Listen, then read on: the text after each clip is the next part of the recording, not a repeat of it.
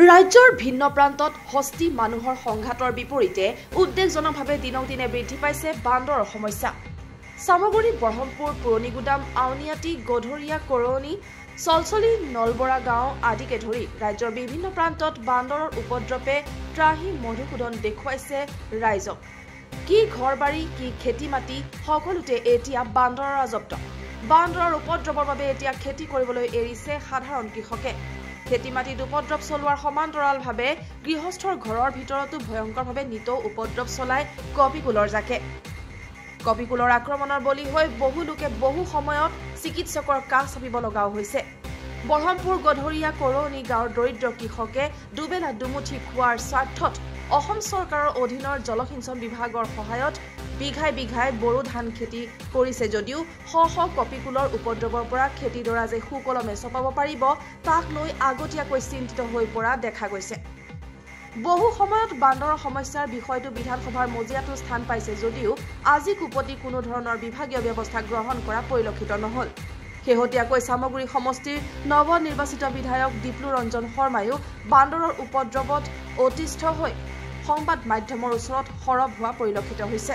তাতো অসংখ্য বান্দৰৰ উৎপাত, গতিকে এইটো এটা বহুত ভাল ৰিচাৰ্চ কৰি পেলাই, কাৰণ আমি যেতিয়া জীৱকুলৰ কথা চিন্তা কৰোঁ, প্ৰকৃতিৰ কথা চিন্তা কৰিব লাগিব। গতিকে জীৱকুল, বন্যপ্ৰাণী আৰু প্ৰকৃতিৰ মাজত এটা বেলেঞ্চ ৰাখি পেলাই আমি কেনেদৰে গোটেই বিষয়টো আগবঢ়াই লৈ যাব পাৰোঁ, এইটো এটা বহুত গৱেষণাৰ সমল আছে বুলি মই অনুভৱ কৰোঁ।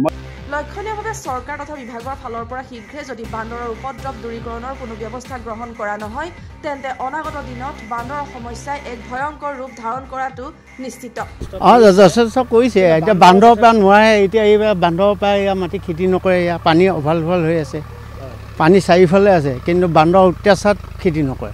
এই বহুত বান্দৰ, জাক জাক, লাখ লাখ, একোৱে কৰিব নোৱাৰে। এতিয়া এইবিলাক মাটি পানী, আমাৰ এই কিছুমান পানী কিমান ভৰ্তি হৈ আছে, সেই পানী এতিয়া বান্দৰৰ কাৰণে নকৰে, খেতি নকৰে। বান্দৰৰ উপদ্ৰৱ বহুত, বান্দৰৰ কাৰণে ইয়াত কোনো খেতি কৰিব নোৱাৰি।